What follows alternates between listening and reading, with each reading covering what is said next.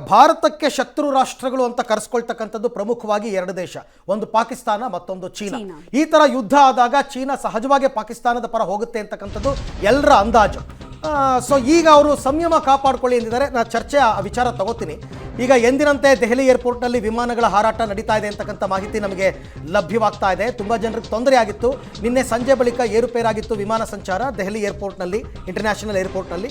ಈಗ ದೆಹಲಿ ಏರ್ಪೋರ್ಟ್ನಲ್ಲಿ ಮತ್ತೆ ಸಹಜ ಸ್ಥಿತಿ ನಿರ್ಮಾಣ ಆಗಿದೆ. ಬಟ್ ಕೆಲವು ಬೇರೆ ಬೇರೆ ಊರುಗಳಿಗೆ ಹೋಗೋದಕ್ಕೆ ದೆಹಲಿಯಿಂದ ವಿಮಾನಗಳನ್ನ ರದ್ದುಗೊಳಿಸಿದ್ದಾರೆ. ಎಸ್ಪೆಷಲಿ ನಿಮಗೆ ವೆಸ್ಟರ್ನ್ ಡಿಸ್ಟ್ರಿಕ್ಟ್ಸ್ ಇತ್ತು ಅಲ್ಲಿಗೆಲ್ಲದಕ್ಕೂ ಕೂಡ ಈಗ ಪ್ರಾಬ್ಲಮ್ ಆಗಿದೆ. ಓಕೆ, ಚರ್ಚೆಯನ್ನು ಮುಂದುವರಿಸ್ತೀನಿ. ನಾನು ಚಕ್ರವರ್ತಿ ಸೂಲಿಬೆಲೆ ಅವರಿಂದ ನನಗೆ ಪಾಯಿಂಟ್ ಸಿಕ್ಕಿರ್ತಕ್ಕಂಥದ್ದು, ಸರ್ ನಾನು ವಿರಾಮಕ್ಕೆ ಹೋಗೋಕ್ಕೂ ಮೊದಲು ಒಂದು ವಿಚಾರ ಹೇಳಿದ್ದೆ. ಎರಡೂ ರಾಷ್ಟ್ರಗಳು ಸಂಯಮವನ್ನು ಕಾಪಾಡಿಕೊಳ್ಬೇಕು ಅಂತ ಚೀನಾದವರು ನಮಗೆ ಮತ್ತು ಪಾಕಿಸ್ತಾನಕ್ಕೆ ಹೇಳುವ ಸ್ಥಿತಿಯಲ್ಲಿದ್ದಾರೆ ಅಂತಂದರೆ ಆ ದೇಶದ ಅನಿವಾರ್ಯತೆ ಹೇಗಿದೆ ಇವಾಗ ಸಂದರ್ಭ ಅಂತಂದ್ಬಿಟ್ಟು. ಇಲ್ಲ, ಚೀನಾ ಇದು ಹೇಗೆ ಅಂತಂದ್ರೆ ತಾನು ನಾಟಕದ ಸ್ಥಿತಿಯಲ್ಲಿದೆ ಅಷ್ಟೇ, ನಾಟಕ ಮಾಡ್ತಾ ಇದೆ.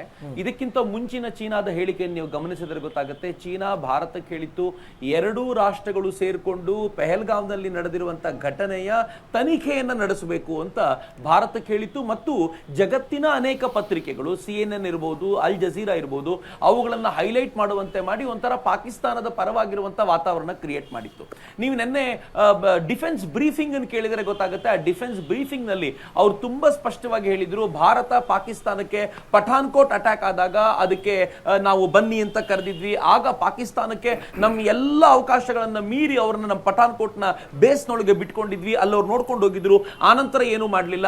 ಪ್ರತಿ ಬಾರಿ ಭಾರತದ ಮೇಲೆ ದಾಳಿ ಆದಾಗಲೂ ಕೂಡ, ಅದು ಮುಂಬೈನ ದಾಳಿ ಇರಲಿ ಅಥವಾ ಕಾರ್ಗಿಲ್ನ ವಿಚಾರ ಇರಲಿ, ಭಾರತ ಪಾಕಿಸ್ತಾನಕ್ಕೆ ಡಾಸಿಯರ್ ಗಳನ್ನ ಕೊಡುತ್ತೆ. ಡಾಸಿಯರ್ ಅಂತಂದ್ರೆ ಅದಕ್ಕೆ ಬೇಕಾಗಿರುವಂತಹ ಎಲ್ಲ ಸಾಕ್ಷ್ಯಗಳನ್ನ ಕೊಡುತ್ತೆ. ಆ ಸಾಕ್ಷ್ಯಗಳನ್ನ ಕೊಟ್ಟ ನಂತರವೂ ಕೂಡ ಪಾಕಿಸ್ತಾನ ಯಾವತ್ತೂ ಏನು ಮಾಡಲಿಲ್ಲ ಅಂತ ಹೇಳಿದ ನಂತರ ಚೀನಾಕ್ಕೆ ಈ ವಿಚಾರವನ್ನ ಬಿಡಲೇಬೇಕಾದ ಅನಿವಾರ್ಯತೆ ಬಂದಿದೆ.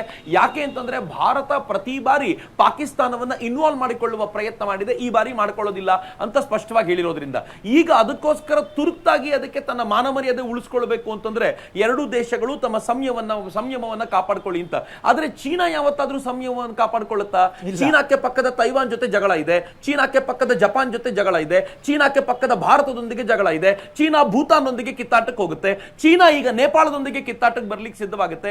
ಚೀನಾ ಪಕ್ಕದ ಯಾವ ರಾಷ್ಟ್ರದೊಂದಿಗೆ ಚೆನ್ನಾಗಿದೆ ಅಂತ ಕೇಳಿದ್ರೆ ತನ್ನ ನೆರೆಹೊರೆ ಯಾವ ಜೊತೆಗೂ ಚೆನ್ನಾಗಿಲ್ಲ. ಹೀಗಿರುವಾಗ ಸಂಯಮವನ್ನ ಕಾಪಾಡ್ಕೊಳ್ಳಿ ಅಂತ ಹೇಳುವಂತ ಯಾವ ಅಧಿಕಾರವೂ ಇಲ್ಲ.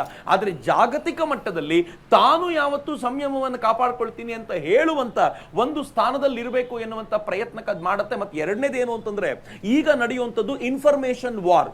ನೀವು ಚೀನಾ ಹೇಳಿರುವಂತ ಈ ಮಾತು ಈಗ ಜಗತ್ತಿನ ಎಲ್ಲ ಪತ್ರಿಕೆಗಳಲ್ಲೂ ಏಕಾಏಕಿ ಬರ್ಲಿಕ್ಕೆ ಶುರುವಾಗುತ್ತೆ. ಯಾರ್ಯಾರು ಯುದ್ಧ ಬೇಡ ಶಾಂತಿ ಅಂತ ಬರೀ ವಿದೇಶಗಳಲ್ಲಷ್ಟೇ ಅಲ್ಲ, ಭಾರತದಲ್ಲಿ ಕೂತಂತ ಕೆಲವು ಸೆಲೆಬ್ರಿಟಿಗಳು, ಕೆಲವರು ಕ್ರಿಕೆಟ್ ಪ್ಲೇಯರ್ಗಳು ಕೂಡ ಹೇಳಿರೋದನ್ನು ನಾವು ನೋಡಿದೀವಿ. ಸೊ ಇವರೆಲ್ಲರೂ ಕೂಡ ಇದನ್ನ ಬಳಸ್ಕೊಂಡು ಚೀನಾ ಕೂಡ ಹೀಗೆ ಹೇಳಿದೆ ನೋಡಿ ಅಂತ ಹೇಳ್ಕೊಳ್ಳಿಕ್ಕೆ ಬಳಸ್ಕೊಳ್ತಾರೆ. ಇದೊಂಥರ ಇನ್ಫಾರ್ಮೇಶನ್ ವಾರಿಗೆ ಬೇಕಾಗಿರುವಂತಹ ಆಹಾರವನ್ನ ಚೀನಾ ಕೊಟ್ಟಿದೆ. ಬಿಟ್ರೆ ಚೀನಾ ಅಂತರಾಳದಿಂದ, ಹೃದಯಾಂತರಾಳದಿಂದ ಹೇಳಿರುವಂತ ಮಾತಲ್ಲ ಅಂತ ಎಲ್ಲ ನಂಗನ್ಸುತ್ತೆ ರಕ್ಷಣಾ ಇಲಾಖೆಯ ಪ್ರಮುಖರಿಗೂ ಇದು ಗೊತ್ತಿರುತ್ತೆ ಅಂತ. ಚಕ್ರವರ್ತಿ ಸುಲಿಬೆಲೆ ಹಾಗೆ ಸಂಪರ್ಕದಲ್ಲಿ ನಮ್ಮ ಜೊತೆಗೆ ವಾಪಸ್ ಬರ್ತೀನಿ. ಒಂದು ಬ್ರೇಕಿಂಗ್ ಅಪ್ಡೇಟ್ ಇದೆ, ನೋಡ್ಬಿಡೋಣ. ಗಡಿಯಲ್ಲಿ ಹಮಾಸ್ ಸ್ಟೈಲ್ ನಲ್ಲಿ ದಾಳಿಗೆ ಮುಂದಾಗಿತ್ತು ಪಾಕ್. ಆದ್ರೆ ಅವರಿಗೆ ಬಿಗ್ ಶಾಕ್ ಕೊಡೋ ಕೆಲಸವನ್ನು ನಾವು ಮಾಡಿದ್ದೀವಿ.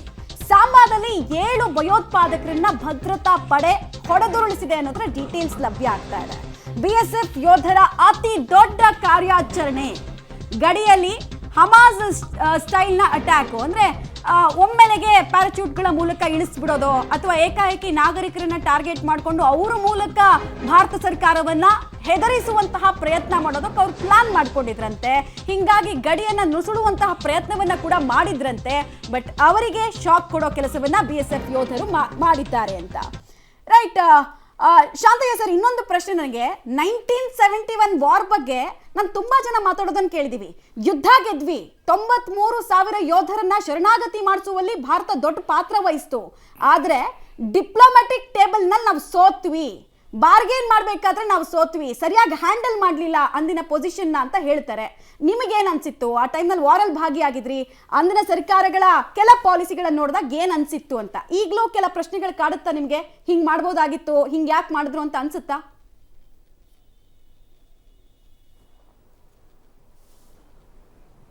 ಇವಾಗೇ ನಮಗೆ ಏನು ಅನಿಸುತ್ತೆ ಅಂದರೆ 1971ರಲ್ಲಿ 93,000 ಕೈದಿಗಳನ್ನು ನಾವು ಕ್ಯಾಪ್ಚರ್ ಮಾಡಿದ್ದೇವೆ. ಅವರು ಆ ಒಂದು ಇದರ ಮೇಲೆ ನೋಡಿದ್ರೆ ಇವಾಗಿನ ಯುದ್ಧದಲ್ಲಿ ಅವರನ್ನು ನಾವು ಚೆನ್ನಾಗಿ ಸದೆಬಡಿದು ಚೆನ್ನಾಗಿ ಅವರಿಗೆ ಕೈದಿಗಳನ್ನಾಗಿ ಮಾಡೋದಕ್ಕಿಂತಲೂ ಮುಂಚೆ ಅವರಿಗೆ ನಾವು ಶತ್ರುಗಳನ್ನು ಸದೆಬಡಿದು ಎಂದೆಂದಿಗೂ ನಮ್ಮ ಭಾರತದ ಜೊತೆಗೆ ಕಣ್ಣೆತ್ತಿ ನೋಡೋದ ಹಾಗೆ ನಾವು ಮಾಡಬೇಕಂತ ನಮಗನಿಸುತ್ತೆ. ಏಕೆಂದರೆ ಅವರು ದೇಶದ್ರೋಹಿಗಳಂತ ನಾನು ಹೇಳಬಹುದು. ಅವರು ಎಲ್ಲ ಎದಕ್ಕೂ ಲಾಯ್ಕಿಲ್ಲ. ಪಾಕಿಸ್ತಾನದವರು ಯುದ್ಧಕ್ಕೆ ಲಾಯ್ಕಿಲ್ಲ, ಹೇಡಿಗಳು, ತುಚ್ಛರು. ಹೇಳಬೇಕಂತಂದ್ರೆ ಅವ್ರು ಯಾವ ಕೆಲಸಕ್ಕೂ ಬರ್ತಾ ಇಲ್ಲ. ಪಾಕಿಸ್ತಾನದವರಿಗೆ ಎಷ್ಟು ನಾವು ಬುದ್ಧಿ ಹೇಳಿದ್ರು ಬುದ್ಧಿ ಬರೋಕ್ಕಿಲ್ಲ. ಅದಕ್ಕಾಗಿ ಅವರಿಗೆ ನಾವು ಚೆನ್ನಾಗಿ ಪಾಠ ಕಲಿಸಬೇಕು. ಕೈದಿಗಳಾಗಿ ಮಾತ್ರ ಅವರಿಗೆ ಎಂದೆಂದು ಬಿಡಬಾರ್ದು. ಸರ್ವನಾಶ ಮಾಡಿ ಮುಂದೆಂದಿಗೂ ಅವರು ನಮ್ಮ ತರಹ ತಲೆತ್ತಿ ನೋಡೋ ಹಾಗೆ ಮಾಡಬೇಕಂತ ಹೇಳಿ ನನ್ನ ಅನಿಸಿಕೆ. ಯಾಕೆಂದರೆ ಪಾಕಿಸ್ತಾನದ ಸೈನಿಕರು ಹೇಡಿಗಳು. ಪಾಕಿಸ್ತಾನ ಸೈನಿಕರು ನಮ್ಮ ಜೊತೆಗೆ ಎದಕ್ಕೂ ಲಾಯ್ಕಿಲ್ಲ. ಅವರು ಭಾರತದ ಸೇನೆ ಜೊತೆಗೆ ಅವರು ಯುದ್ಧ ಮಾಡಲಿಕ್ಕೆ ಲಾಯ್ಕಿಲ್ಲ. ಯಾಕೆಂದರೆ ನಾನು 71ರಲ್ಲಿ ಲಾಹೋರ್ ಸೆಕ್ಟರ್ ಅವರನ್ನು ನೋಡಿದ್ದೇನೆ. ಫ್ರಂಟ್ ಟು ಫ್ರಂಟ್ ಅವ್ರ ಹತ್ರ ವಾರ ಮಾಡಿದ್ದೇನೆ. ಶತ್ರುಗಳನ್ನು ಸದೆ ಬಡಿದಿದ್ದೇನೆ. ಶತ್ರುಗಳ ಜೊತೆಗೆ ನಾನು ಚೆನ್ನಾಗಿ ಫ್ರಂಟ್ ಟು ಫ್ರಂಟ್ ವಾರ ಫೈಟಿಂಗ್ ಮಾಡಿದ್ದೇನೆ.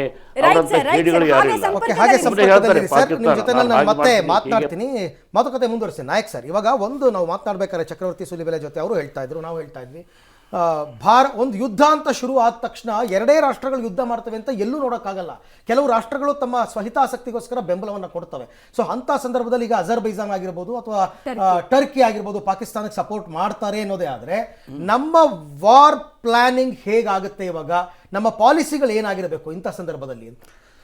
ಈಗೇನಂತಂದ್ರೆ ಇದಕ್ಕಿಂತ ಮೊದಲು ಡಿಸ್ಕಷನ್ ಆದ ಪ್ರಕಾರ ಅಜರ್ಬೈಜಾನ್ದಲ್ಲಿ ಏರ್ ಡಿಫೆನ್ಸ್ ಸಿಸ್ಟಮ್ ಚೆನ್ನಾಗಿದೆ. ಮತ್ತು ಏನಪ್ಪ ಅಂದ್ರೆ ಇವ್ರದ್ದು ಡ್ರೋನ್ಸ್, ಇವ್ರದ್ದು ಟರ್ಕಿದು ಡ್ರೋನ್ಸ್ ಚೆನ್ನಾಗಿದೆ. ಸೊ ಆ ಥರ ಸಪೋರ್ಟಿಗೆ ಬಂದಾಗ ನಾವೇನು ತಿಳ್ಕೊಬೇಕಂತಂದ್ರೆ ಸಪೋರ್ಟ್ ಅಂದ್ರೆ ಯಾವ ಥರ ಈಗ ಯುದ್ಧದ ಟೈಮ್ದಲ್ಲಿ ಮಿಲಿಟರಿ ಸಪೋರ್ಟೇ ಮಾಡ್ಬೇಕಲ್ಲ ಅವರು. ಹೌದು. ಸೊ ಅದ್ರ ಸಲುವಾಗಿ ಅವ್ರದ್ದು ಏರ್ ಡಿಫೆನ್ಸ್ ಸಿಸ್ಟಮ್ ಕೊಲ್ಯಾಪ್ಸ್ ಆದ ಸಲುವಾಗಿ ಏರ್ ಡಿಫೆನ್ಸ್ ಸಿಸ್ಟಮ್ ಅವರು ಅಜರ್ಬೈಜಾನ್ದವರು ಮಾಡ್ತಾರೆ. ಸೊ ಅದಕ್ಕೆ ಏನಂತಂದ್ರೆ ಯಾವ ದೇಶ ಯಾವ ಟೈಮ್ದಲ್ಲಿ ಹೆಲ್ಪಿಗೆ ಬರ್ತದೆ ಪಾಕಿಸ್ತಾನಿಗೆ ಅದನ್ನ ಕೌಂಟರ್ ಮಿಲಿಟರಿಲಿ ನಾವು ತಯಾರು ಮಾಡ್ಕೋಬೇಕು. ಈಗ ಏನು ಮಾತಾಡಿದ್ರು ಮಿಲಿಟರಿಲಿ. Okay okay.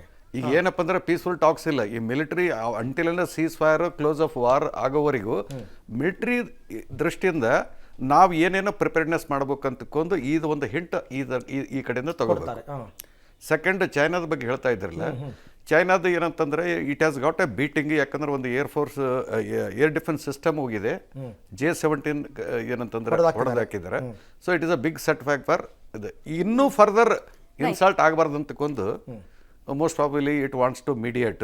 ಬಟ್ 1962ದಲ್ಲಿ ಹಿಂದೂ ಚೀನಿ ಬಾಯಿನೇ ವೈಲೆಂಟ್ ಮಾಡಿದ್ದಾರೆ.